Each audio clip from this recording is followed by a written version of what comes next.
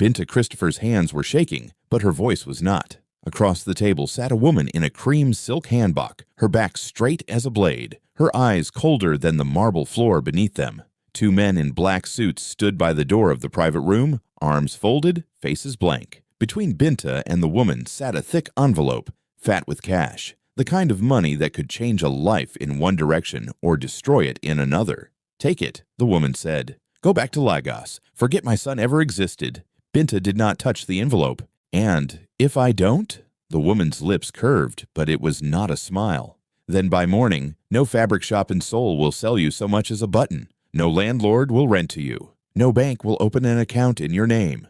I will not need to hurt you, Binta Christopher. I will simply make sure you disappear." Somewhere down the hall, a phone buzzed. Footsteps. A door slammed. And Binta, sitting in a mansion she never imagined she would set foot in, finally understood that the man she loved was not just rich. His family did not ask.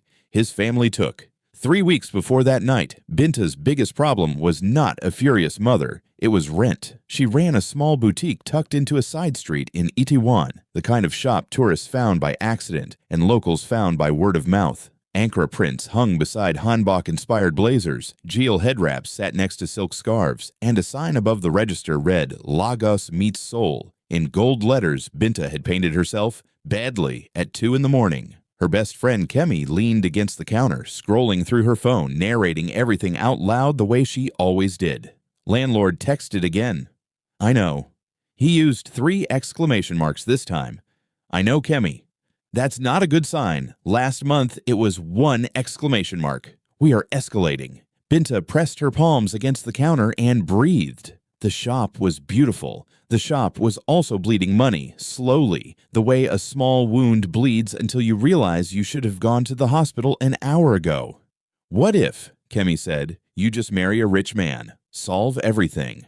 What if you focus on folding those scarves? I'm just saying.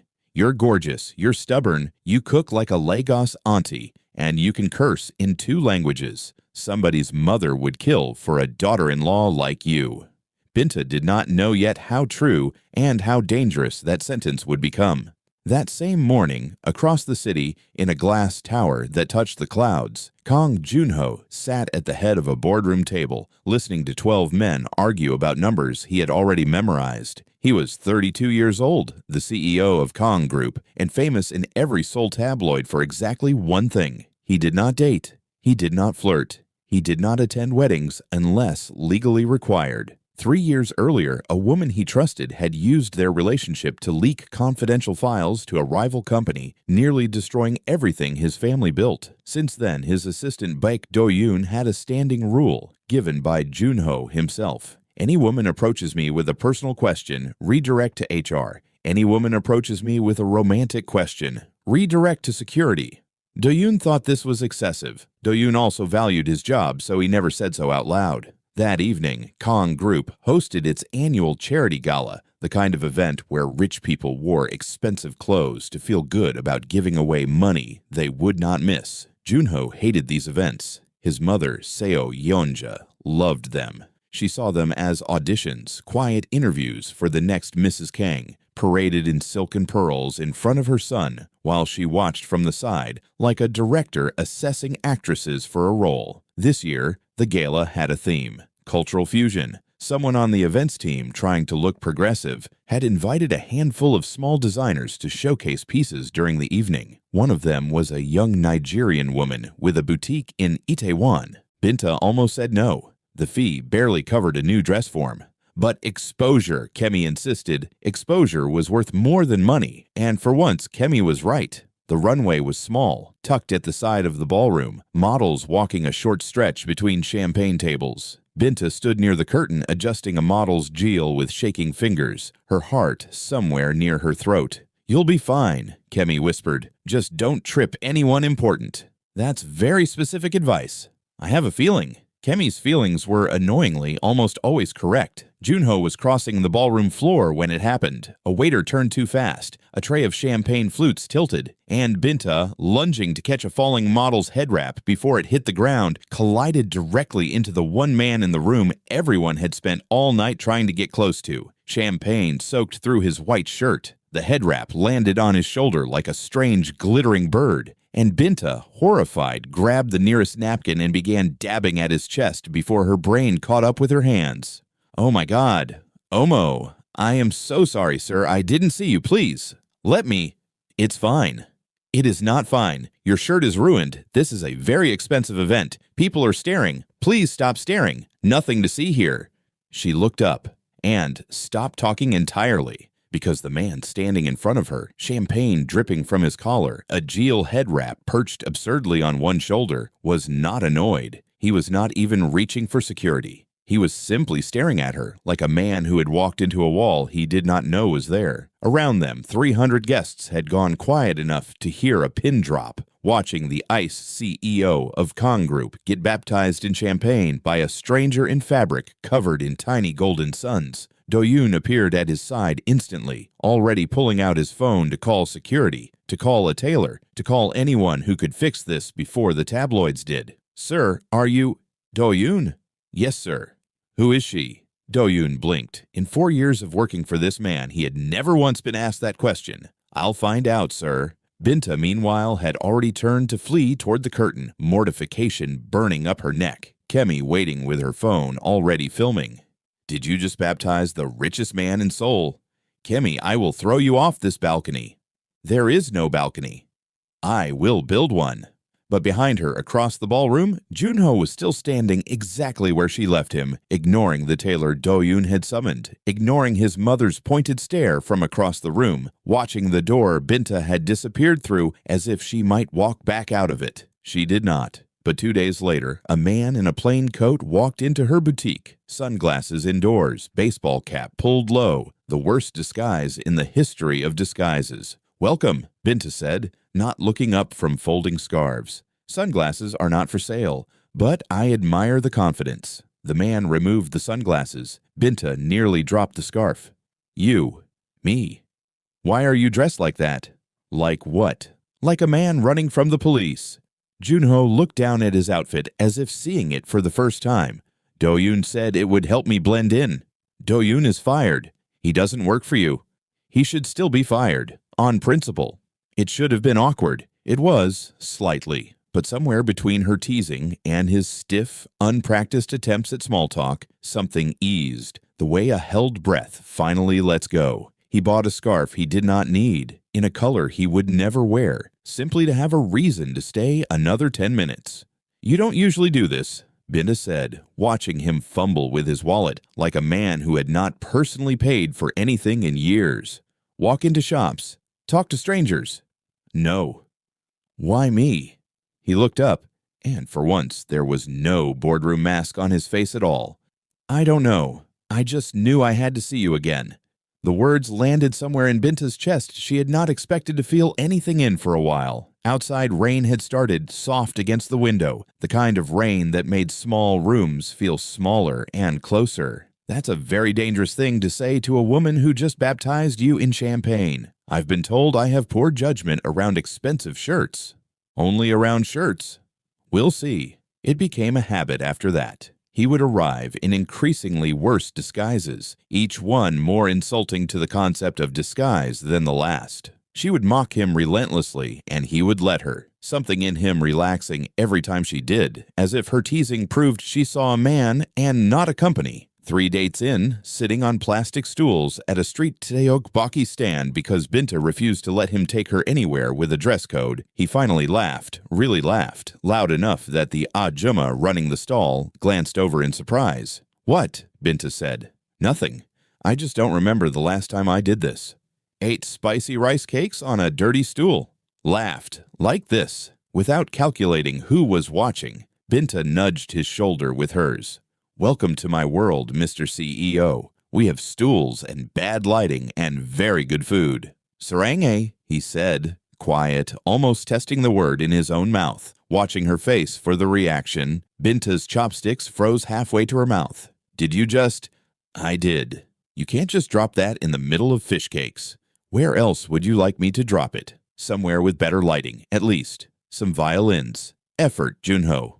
But she was smiling, the kind of smile she could not have stopped if she tried, and under the table, his hand found hers, And for one rain-damp evening on plastic stools, neither of them thought about mothers, or money, or the kind of family that did not ask permission to interfere. That illusion lasted exactly 9 days. Seo Yeonja had eyes everywhere her son went, paid well, and instructed better. The report reached her on a Tuesday morning over breakfast she did not eat. A Nigerian shop owner, a boutique in Itaewon. 4 meetings in 2 weeks. She set down her tea without a sound, which was somehow louder than if she had thrown it. Get me Mr. O. Mr. O had worked for the Kang family for 19 years. He had once made an entire shipping dispute disappear without a single lawyer involved. He understood, better than anyone, that Madame Kang's quiet requests were never actually requests. Find out everything about her business, her visa, her family back home, everything that can be used and everything that can be taken away. And if Joonho finds out, he won't. Not until it's already done. Mr. O visited the boutique 2 days later in an expensive suit that made Kemi instinctively straighten the displays, sensing money the way some people sense rain. He did not buy anything. He simply looked around, slow and deliberate, the way a man looks at a house he is deciding whether to demolish. "Lovely shop," he said. "Rent must be difficult around here." "We manage," Binta said, already wary.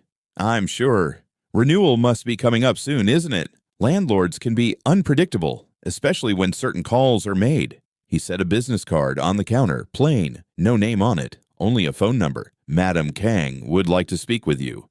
Soon would be wise." After he left, Kemi stared at the card like it might bite her. "Binta, what have you gotten us into?" "I don't know." But she did know, somewhere underneath the panic. She had fallen for a man whose family did not believe in love stories. They believed in mergers. She called Joonho that night, and for the first time since they met, her voice shook on the phone. "Your mother knows." Silence on the other end, the kind of silence that meant a man recalculating an entire battlefield. "I'll fix this. Joonho, this isn't a business problem. She's threatening my shop, my visa, my family. I know exactly what she's threatening, and I'm telling you, I will fix it. You can't just fix a mother." "No," he said, quiet, certain. "But I can stand between you and her. That much I can do." He tried. He confronted her that same week, in the same cold marble office where Binta would later sit across from her, the envelope not yet on the table, the threat not yet spoken aloud. "Leave her alone. I am protecting this family. You are threatening an innocent woman. I am ensuring my son does not throw away everything we built for a shopkeeper. She has a name. She has an expiration date, if she is wise enough to leave on her own." Joonho left that conversation believing he had bought Binta time. He was wrong. His mother had simply decided to skip him entirely and go directly to the source. The summons came on a Thursday, the same plain card that had dropped off Mr. O's business card, now waiting outside Binta's shop after closing. A driver holding the door open with the patience of a man who had done this many times before, for many different women, none of whom Binta would ever meet. Kemi grabbed her wrist before she could leave. "You don't have to go. If I don't go to her, she comes for everything I have left." "Binta, I'll be fine." She was not entirely sure that was true, but she went anyway because love, she was learning, sometimes asked you to be brave in rooms you never wanted to enter, which brought her back to the marble table, the silk handbag, the envelope fat with cash, the 2 silent men by the door. "Take it. Go back to Lagos. Forget my son ever existed." Binta did not touch the envelope. "And if I don't? Then by morning, no fabric shop in Seoul will sell you so much as a button. No landlord will rent to you. No bank will open an account in your name. I will not need to hurt you, Binta Christopher. I will simply make sure you disappear." Binta's hands were shaking, but her voice was not. "You think money is the only thing that scares people, Madam Kang. It isn't. I grew up watching my mother lose a shop just like this one, to men just like your Mr. O, and she rebuilt anyway. Twice. I'm not afraid of starting from nothing. I have done it before. What I am afraid of is your son spending his whole life being told love is a transaction, until he believes it." Something flickered behind Seo Yeonja's eyes, gone before it could be named. Pretty words. "Maybe, but they're mine. Keep your money." She stood, legs unsteady, pride steady enough to carry her to the door, past the 2 guards, who, to her surprise, did not move to stop her. Outside in the hallway, Joonho was waiting, having heard every word through the door he was never supposed to know about. "You heard that? All of it. I'm sorry, I shouldn't have—" He pulled her into him before she could finish the sentence, holding on the way a man holds something he almost lost. "Marry me." Binta laughed, shaky, disbelieving. "Are you insane? Your mother just tried to buy me off like a market stall." "I know. I'm asking anyway." "Jinja. Now. In a hallway. After that." "I told you. Poor judgment, good timing." It should have ended there. The romantic beat resolved, the obstacle defeated by sheer stubborn love. But Seo Yeonja was not a woman who lost quietly, and 3 nights later, Binta's boutique caught fire. Not from an accident. The fire investigators were careful with their language, but Kimi, standing across the street watching firefighters fight the blaze, was not. This was her. I know it was her. It was not Seo Yeonja's hand directly on the match. Mr. O was far too careful for that, the kind of careful that left no fingerprints, only consequences. But Joonho, arriving within the hour, face pale in the orange light, knew exactly whose fingerprints were missing. "I'm ending this," he said, voice flat in a way Binta had never heard before. "Tonight. Joonho, she doesn't get to do this. Not to you. Not anymore." He went to the company's annual shareholder dinner the next evening, the one event his mother considered sacred, untouchable, the public stage where the Kang family performed Unity for the cameras. He was meant to give a brief speech about quarterly growth. Instead, microphone in hand, 300 shareholders watching, his mother seated at the front table in stiff silence. He said something else entirely. "Some of you have read the tabloids this week. A boutique fire in Itaewon. A woman I love. I won't pretend those two things are unconnected, because everyone in this room already knows they aren't." A murmur rippled through the crowd. Seo Yeonja's face did not move, but her knuckles wrapped around her wine glass had gone white. "My family built this company on the idea that anything can be controlled if you have enough money and enough fear. I believed that too for a long time. But the woman your gossip columns have been mocking all week rebuilt her mother's business twice after men just like the ones my family employs tried to destroy it. She is not afraid of us, and I am done pretending I should be ashamed of loving her." He looked directly at his mother, the entire room holding its breath.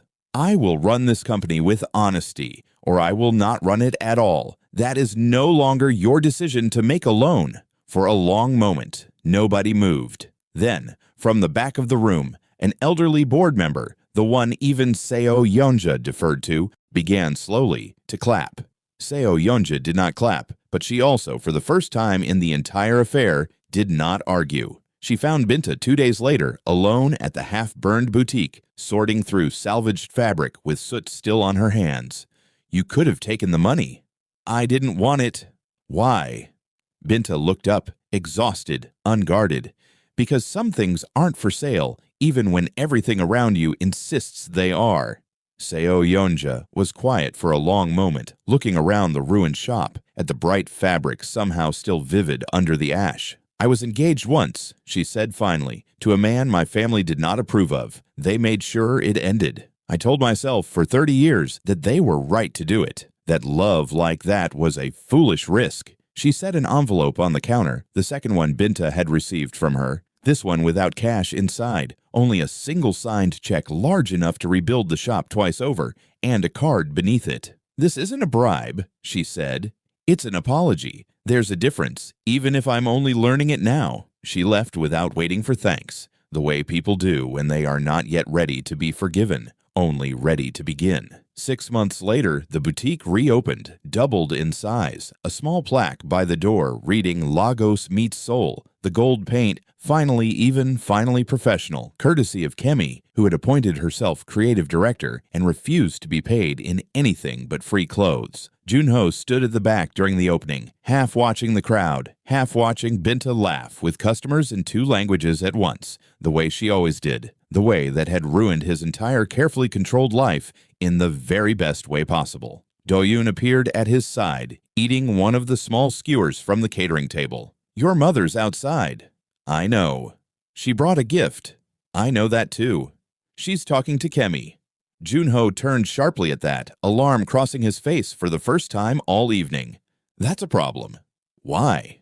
Doyoon, those two women in one conversation is more dangerous than every threat my mother has ever made combined. Across the room, Seo Yeonja was, in fact, listening to Kemi explain, at great length and with several hand gestures, why traditional hanbok sleeves needed an ankara situation immediately, no further discussion. For the first time in longer than anyone could remember, Seo Yeonja was almost smiling. If you have ever fallen for someone your family warned you about, comment. I would have kept the scarf too below, because Binta's story is not finished. And the next chapter of this Afro-Korean universe drops only for the people who hit subscribe before they leave this video. If this story made you laugh, made you nervous, made you root for two people the whole world told to stay apart, that is exactly what this channel exists for. Hit like, turn on notifications, and stay close, because the next CEO falling in love at first sight might just surprise you even more than this one did.